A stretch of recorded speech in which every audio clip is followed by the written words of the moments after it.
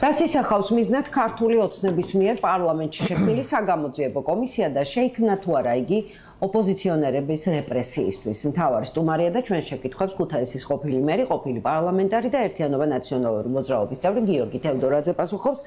ბატონო გია, გამარჯობათ. მოგესალმებით. ძალიან დიდი მადლობა რომ მონახეთ დრო და ხართ ჩვენი გადაცემის სტუმარი.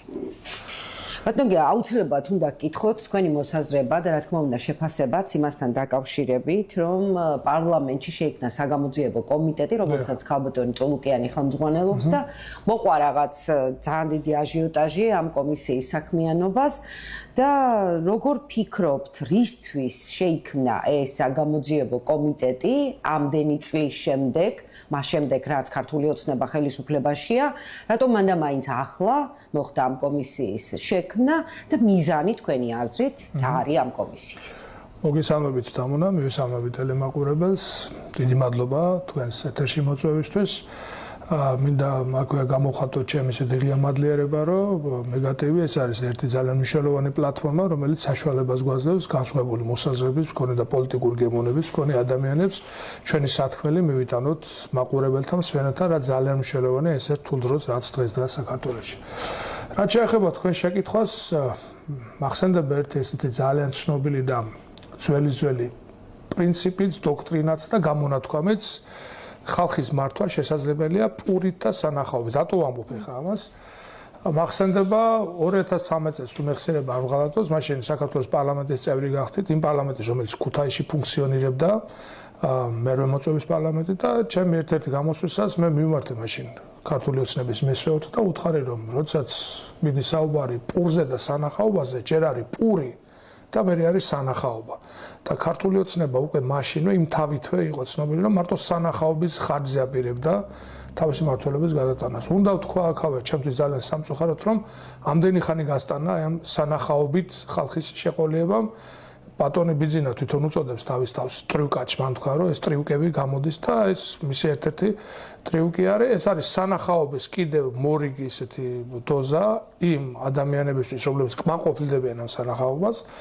ეხლა თქვენ წარმოგიდგენიათ პოლიტიკური გუნდი, რომელიც ხელისუფლებაშია უკვე მე-13 წელია, რომლის განკარგულებაშიც არის პროკურატურა, რომლის ინსტრუმენტად არის ქცეული სასამართლო, ეხლა ამას მე არ ვამბობ ერთადერთი და იგივე მოსაზრებაზეა ვენეციის კომისიიდან დაწყებული, დასრულებული ყველა ჩვენი საერთაშორისო პარტნიორი თუ ისეთი ავტორიტეტული საერთაშორისო ექსპერტი და ესეთი არბიტრი. ხელისუფლება, რომელსაც უმრავლესობა ყავს პარლამენტში ამდენი წელი, დღეს გაახსენდა, რომ თურმე უნდა გამოიძიოს ნაციონალური მოძრაობის რაღაც ესეთი შაუბნელი საქმეები და უნდა გამოიძიოს საგამოძიებო კომისიის ფორმატში. ეხლა პროკურატურა, პოლიცია, ანტიკორუფციული სამსახური, რომელიც არსებობს უშიშროების თვალწოდების სამსახურის თუ სამინისტროს ბაზაზე. სასამართლო რას აკეთებდა? თან იმ პირობებში, როდესაც მიხეილ სააკაშვილი პატიმარია, ვანო ბერაბიშვილმა მოიხადა თავისი სასჯელი, ბაჩო ახალაია მოიხადა თავისი სასჯელი. არსებობს უამრავი პატიმარი და უამრავი პოლიტიკური დევნილი, რომელიც გადახვეწილია ჩვენი ქვეყნიდან, რა კი მათზე არის სისხლის სამართლის საქმეები აღზრული. ეხლა ეგ ხო ყველაფერი აი ცხადზე უფრო ცხადია და მესამე კლასელი ბავშვიც მიხდება და შეუიარაღებელი თვალითაც ჩანს, რომ ეს არის აი იმ სანახაობის ერთ-ერთი ნაწილი და კვლავ მორიგი აბსურდის თეატრის თუ პოლიტიკური სპექტაკლის მაყურებელი არის. ბატონი ივანიშვილის პარტია წულუკიანის თავმჯდომარეობით რეპრესიებისთვისაა შექმნილი. თუ ამისთვის ეს ყველაფერი იქნებოდა ძალიან სასაცილო, რო არ იყოს მართლა ძალიან ტრაგიკული, იმიტომ რომ ალბათ აი ამ ჯერზე ვიღაცას დაასჯიან რაღაც გარკვეული ესეთი სადამჟელო ღონისძიებები ამას ყველაფერს მოყვება, რომ ეხა ეს არის გარდა იმისა, რომ ცდელობა ერთის მხრივ მოსახლეობის და საზოგადოების ყურადღება გადავიდეს სხვა მიმართულებით იმ ძალიან მწვავე და პრობლემური საკითხებიდან, რომელიც დღეს არის ქვეყანაში. ეხავე ვიტყვი უბრალოდ აი ცნობისათვის გია ხუხაშვილს ჰქონდა დადებული პოსტი რამოდენიმე საათის უკანო ელირიაჩი შეხვედრისას მარკო რუბიოს და ლავროვ შორის საუბარი იყო შავი ზღვის უსაფრთხოებაზე. ეხლა ეს გია ხუხაშვილს ედოდა, მე პასუხს ვერ ვაგებ აი ამ ინფორმაციის სანდოობაზე, მაგრამ მე ვფიქრობ, რომ ძალიან ისეთი კომპეტენტური ადამიანია და ეხლა ესეთ რაღაცას არ აკადრებდა საზოგადოებას, რომ ძალიან ისეთი ყვითელი ამიდან ალბათ მას აქვს ამისთვის შესაბამისი რაღაც გარკვეული საინფორმაციო წყაროები. ლავროვს და მარკო რუბიოს შორის საუბრისას, როდესაც შავი ზღვის უსაფრთხოებაზე იყო საუბარი, მარკო რუბიომ როდესაც თქვა, რომ სომხეთს თურქეთს, უკრაინას და საქართველოს დაელაპარაკებოდა ამერიკის შეერთებული შტატები, ლავრმა უთხრა საქართველოს თქვენ უშეწუხდებით, ჩვენ მათთან დიდი ხანია უკვე დალაგებული ვართ და ანუ საქართველოს იმ სახელმწიფოების ჩამონათვალიდან, რომელთანაც უნდა კომუნიცირებდეს ამერიკის შეერთებული შტატები, თავად გამორიცხა. ეხლა აი ამ პირობებში თქვენ წარმოგიდგენიათ, რამდენად აქტუალურია, რამდენად მნიშვნელოვანია და რამდენად წვავე გამოწვევა საზოგადოებისთვის ნაციონალური მოძრაობის საქმეების გამოძიება საგამოძიებო კომისიის ფორმატში, ხო, პარლამენტში შექმნილი საგამოძიებო კომისიის. ნუ ეგ არის კვლავ მორიგი, როგორ გითხრათ, უპასუხისმგებლობის უნამუსობის და მე ვიტყოდი ღალატის აქტი ქვეყნის წინაშე, იმიტომ რომ დღეს გაცილებით უფრო მწვავე გამოწვევები დგას ჩვენი საზოგადოებისთვის და ჩვენი ქვეყნისთვის. კი ბატონო, დღეს ევროსაბჭოს სამუშაო დოკუმენტში ჩაიწერა, რომ საქართველოში დაფიქსირდა სწრაფი დემოკრატიული უკანდახევაც. ამაში ხო ეხლა რამოდენიმე დღის უკან ვუსმენდი, იყო ევროკავშირში მიდიოდა განხილვა მისი გაფართოების შესახებ. ყველა სახელმწიფო იყო თითქმის ნახსენები, რომელიც შეიძლება ესეთ მოწყვლად ჩვენს გარდა. ნუ ეს იყო ეხლა რაღაც ტრაგედია, უბრალოდ მე მაინც არ ვაძლევ ჩემ თავს პესიმიზმის უფლებას და ოპტიმისტურად ვარ განწყობილი, იმიტომ რომ უკვე 4 თვეა ხალხო გრძელდება. ეხლა რამდენი ადამიანი იკრიბება, როგორ იკრიბება, ვიცი რომ ეხლა აი ამ ამბის სკეპტიკოსები ან ის ადამიანები, რომლებსაც უნდათ რომ ცოტა შეიკრიბონ, ამას იტყვიან რა, ცოტა არ არის მილევად რეჟიმში პროტესტი, იმიტომ რომ თუ იქ იკრიბება, ვთქვათ, ეხლა პროტესტისთან მოვდივარ აი ქუთაისში, მე რიცი, დაახლოებით რამოდენიმე ათეული ადამიანი, 50-დან 100 ადამიანამდე ყოველ საღამოს არის იქ, მაგრამ ეს არის 1000-ად მეტი ადამიანი, ვინც სახლებში ზის ამ ტელეეკრანებთან ან ერთმანეთის ნაცვლება და იმ განწყობაზეა, იმ აზრზეა და დღესაც არ განელებულა, ვთქვათ, მის განწყობაში, მის შინაგან რაღაც ისეთ რა ქვია მდგომარეობაშია ეს პროტესტის მუხტი, რომელიც არსებობს გასული წლის ოქტომბრის თვიდან, მას შემდეგ რაც არჩევანი წაართვეს ხალხს. საქართველოს მივიდა უკვე იმ წერტილამდე, როდესაც არჩევნები ფორმალური ფორმითაც აღარ არსებობს ჩვენს ქვეყანაში. არჩევანიც, არჩევნებიც და ვერდიქტიც არის მხოლოდ ერთი ადამიანი, ეს არის რუსი ოლიგარქი, რომელიც საკუთარი ნებისამებრ და საკუთარი შეხედულებისამებრ მართავს ქვეყანას. თუმცა ევროკომისიის დოკუმენტში ასევე ეწერა ის, რომ მოუწოდეს ბატონ ბიძინა ივანიშვილს და ქართულ ოცნებას დემოკრატიული ფონი გაიზარდოს 2025 წლის ადგილობრივი თვითმმართველობის არჩევნების ჩასატარებლად. თქვენ თუ გაქვთ იმედი, რომ 2025 წლის არჩევნები ჩატარდება დემოკრატიულად, თუმცა თუ იქიდან გამომდინარე ვიჯელებთ, რომ მაშინ არც ერთი ოპოზიციური პარტია არ აპირებს მონაწილეობის მიღებას, რამდენად დემოკრატიული შეიძლება აღმოჩნდეს? გუშინ მე თქვენს ტელევიზიას მივეცი კომენტარი ამასთან დაკავშირებით და ალბათ საზოგადოების გავგორმა ნაწილმა, რომელიც თქვენი ერთგული მაყურებელია და მსმენელია, იხილე ეს კომენტარი, მაგრამ კიდე ერთხელ დავაფიქსირებ თქვენის ნებართვით ჩვენი პოლიტიკური ერთობის პოზიციას. დღეს საზოგადოების მთავარი დაკვეთა არის განმეორებითი, არავადამდელი, განმეორებითი საპარლამენტო არჩევნები, პოლიტპატიმრების უპირობო გათავისუფლება და დღეს 55-ია, ხო, უკვე 55-ზე მეტი სათვალებიც აგვერია იმდენი ადამიანია დაკავებული ყავს საქართველოს და დამნაშავეების დასჯა, რომლებიც ძალადობდნენ აი ამ ადამიანებზე, რომლებიც შვიდობიან მომიტინგეებზე. თუ ეს სამი პირობა არ შესრულდება ნებისმიერ პოლიტიკურ პროცესში, ეს იქნება არჩევნები თუ აი პირობითადობა აკადემიური დონის ისეთი რა ქვია პოლემიკაც, დღეს ფსევდო ხელისუფლებასთან აი ამ პოლიტიკურ თამაშში შესვლა, ეს იქნებოდა ერთგვარად კონფორმიზმიც, იქნებოდა არასაჭირო და არასახარბიელო კოლაბორაციაც ქვეყნის თვითმარქვია ხელისუფლებასთან და რა თქმა უნდა ამ თამაშში ჩვენ მათ არ შევყვებით. უბრალოდ მე ერთი რაღაცა მინდა ვთქვა, რომ დარჩა სულ რამოდენიმე დღე, დღეს არის 26 და 28-29-ში ახლა ჩვენი დროით არის 29 და ამერიკული დროით არის 28 თორსები. მეგობარ აქვს უნდა უყაროს კენჭი ამერიკის სენატმა.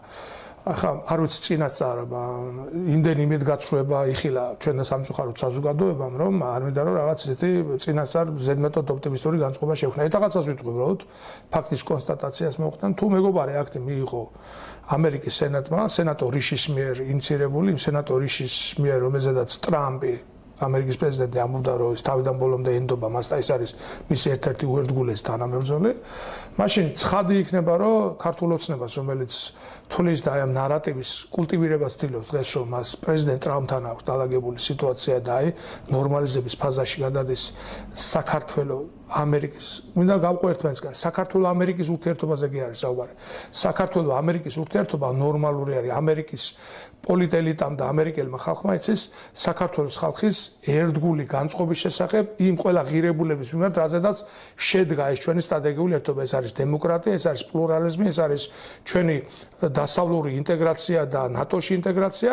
უბრალოდ აქ პრობლემური არის ამერიკელ ხალხსა და საქართველოს დღევანდელ თვითმარქვია ხელისუფლებას შორის ურთიერთობა და როგორც ვეუბნები ახლა ყობახიძე, პაპუაშვილი, კალაძე რომ ისინი ამის ნორმალიზებას აბერებენ. თუ მეგობარი აქტი მიიღო სენატმა, ახლა ვინმე სხვა აქვს იმის ილუზია რომ ეს მოხდება თქვა ტრამპის ხელდასხმის გარეშე. მე არ მგონია, ხო? ეს იქნება ძალიან ცალსახა სიგნალი ქართული ოცნების გუნდის შიგნითაც და იმ ადამიანებისთვის, ვინც აი მათგან განსხვავებული პოლიტიკური გემოვნების მატარებელნი ვართ, რომ აი ეს ტრიუკიც არ გამოდის ბატონ ბიძინას და ტრამპის ადმინისტრაციასთან საქართველოს დღევანდელი ხელისუფლება ვერ ლაგდება. ამიტომ 2025 წლის ადგილობრივ არჩევნებზე რომ საუბრობთ, იმდენად დინამიურ დროში ვცხოვრობთ, ამ უნდა ეხლა თქვენ შესანიშნავად ეცით თქვენი ინტელექტის და გამოცდილების მქონე ადამიანმა. იმდენად კალეიდოსკოპური სიჩქარით იცვლება სიტუაცია. ტრამპმა მაგალითად რამოდენიმე დღის უკან თქვა, რომ იგი გადიოდა ევროპიდან და ევროპელებს საკუთარი დაცვის ნატოდანაც აპირებდა გასვლას და ევროპელებმა საკუთარი თავის დაცვა უნდა შეძლონ დამოუკიდებლად. ამის შემდეგ ევროპა შეკავშირდა 3 დღის უკან თუ არ ვცდები კენჭი უყარეს და ევროკავშირმა მიიღო გადაწყვეტილება რომ 850 მილიარდს გამოყოფს ევროპის გადაიარაღებისთვის. ჯერ არაჩეულმა 20 აპრილს აერჩევენ გერმანიის კანცლერმა მერცმა 1 ტრილიონი გამოყვა გერმანიის შეიარაღებისთვის და გერმანიამ აი ესე რომ ვთქვათ საჯარიმო სკამიდან წამოდგომა მოახერხა, რომელზედაც იგი იჯდა მეორე მსოფლიო ომის შემდეგ. დღეს გავრცელდა ინფორმაცია New York Times-ში თეცახთან დაკავშირებული ინსაიდერების მიერ მოწოდებული ინფორმაციის საფუძველზე მოსულა ეგეთი რაღაცა ეხა ხო მაღალ რა ქვია საინფორმაციო წრეებში იცით თქვენ რომ არსად არაპირებს წასვლას თეთრი სახლი და იგი რჩება ნატოშიც და რჩება ევროპაშიც. ნუ ეხა არ ვიცი ძალიან ურთიერთგამომრიცხავი ესეთი მოვლენები ხდება და 2025 წლის ადგილობრივ არჩევნებზე შეიძლება იმდენი რაღაცა მოხდეს რომ ამაზე წინასწარ საუბარი ცოტა ისეთი ნაკლებ პასუხისგებლიანი იქნება ჩემის მხრიდან. მე რაღაცას ვაფიქსირებ რომ ვიდრე არ იქნება განმეორებითი არჩევნები, ვიდრე არ გათავისუფლდება პოლიტპატიმრები და ვიდრე არ დაისჯება ის ადამიანები, რომლებიც საშინლად ძალადობდნენ. ძალადობა არ ქვია იმას, ეს იყო სადიზმის, დესპოტიზმის და რა ვიცი, მართლაც ქართველობის შეურაცხყოფელი ქმედება იმ ადამიანებს, რომ მანამდე საარჩევნო პროცესში მონაწილეობის მიღება იქნება დანაშაული. კი ბატონო, ძალიან ბევრი ადამიანი დაგითანხმებათ ამაში, რაც თქვენ ახლა ბრძანეთ, მაგრამ ასევე ძალიან ბევრი ადამიანი ალბათ გამოგეპასუხათ ეკრანის მეორე მხრიდან და ალბათ გითხრათ, რომ ქართული ოცნება არ აპირებს ხელახალი არჩევნების ჩატარებას. ხა რა არის იცით თუ ქართული ოცნება არ ატარებს ხელახალი არჩევნების ჩატარებას ხალხო არის რამოდენიმე ღირებულება ფუნდამენტური ღირებულება რომელიც გაცილებით უფრო ძვირფასია და გაცილებით უფრო მნიშვნელოვანია ვიდრე ეგრეთ წოდებული ძალიან მნიშვნელოვანი შვიდობა და ძალიან მნიშვნელოვანი თქვა ისეთი კეთილდღეობა. ეხლა გავიხსენებ ბენჯამინ ფრანკლინის ერთ ცნობილ გამონათქვამს, რომ ის ვინც თავისუფლებას წირავს შვიდობისათვის, არც შვიდობას იმსახურებს და არც თავისუფლებას. ან მეორე გამონათქვამი, რომელიც ჩერჩილმა უთხრა, რა ქვია, პრემიერ-მინისტრ ჩემბერლენს, აი ეს მეორე მსოფლიო ომის პერიოდში ხდებოდა, რომ თუ თქვენ ომს არჩევთ სირცხვილს, იღებთ ომს, ოღონდ სირცხვილის შემდეგ. ეხლა ომი არავის არ უნდა, შვიდობა უნდა ყველას, მაგრამ დღეს ჩვენი უმთავრესი გამოწვევა, აი ჩვენი საპროტესტო აქციის ერთ-ერთი ლოზუნგი არის გამარჯვება ვალდებულებაა. დღეს ვალდებულებაა ჩვენი რომ აი ამ ბრძოლაში საზოგადოებამ მოუგოს თვითმარქვია ხელისუფლებას და რუს ოლიგარქს. დღეს ჩვენი ვალდებულებაა რომ ეს განმეორებითი არჩევნები მართლა არჩევნები კი არ არის. ეს არის ქვეყნის გადარჩენა რომ ჩვენ აი ამ გაყინული წერტილიდან დავძრათ ჩვენი ქვეყანა და რაგი გამონათქვამები დავიწყე ერთი ესეთი ცნობილი ფაქტი არსებობს ჩვენ მსოფლიოს ისტორიაში, როდესაც კილიკიელმა მეკობრეებმა რომს გადაუკეტეს პურის გზები, პური რომში შედიოდა ზღვის მეშვეობით, არსებობდა ეგეთი მმართველობით ფორმა, ხა ისტორიკოსებმა ჩემზე კარგად იციან, დიქტატორის ესეთი პოსტი არსებობდა, დიქტატორის უფლებით აღჭურვეს პომპეუსი, ანუ მას მიეცა ფაქტობრივად ერთპიროვნული გადაწყვეტილებების მიღების უფლება, როგორც ეს ომის დროს ხდება ხოლმე და დაავალა სენატმა, რომ ამ კილიკიელი მეკობრეებიდან იხსნას რომი, რომ პური შემოვიდეს რომში და რო ბრძანა გემების გასვლა ზღვაში, საშინელი შტორმი არის და უთხრეს სარდლებმა ახლა რომ შტორმია და შეიძლება დავიღუპოთო და სიცოცხლე არ არის მნიშვნელოვანია, მაგრამ პური არის მნიშვნელოვანი. სიცოცხლე არ არის მნიშვნელოვანი, არც მშვიდობა არ არის მნიშვნელოვანი, გამარჯვება არის მნიშვნელოვანი. დღეს აი ამ განცდით უნდა ვიყოთ თითოეული ჩვენგან, იმიტომ რომ დღეს სასწორის ფინაზე ძალიან ბევრი რაღაცა დევს. ღირსებაც, თავისუფლებაც და რაც თავარია ჩვენი შვილების ხვალინდელი დღე. კი ბატონო, გამარჯობა ჩვენი შვილების ხვალინდელ დღეს და ჩვენ ქვეყანას ამას ვუსურვებთ ჩვენს საქართველოს დაგემშვიდობებით ტელემაყურებელს შევახსენებთ რომ ჩვენი გადაცემის დღევანდელი სტუმარი გახლდათ გიორგი თევდორაძე.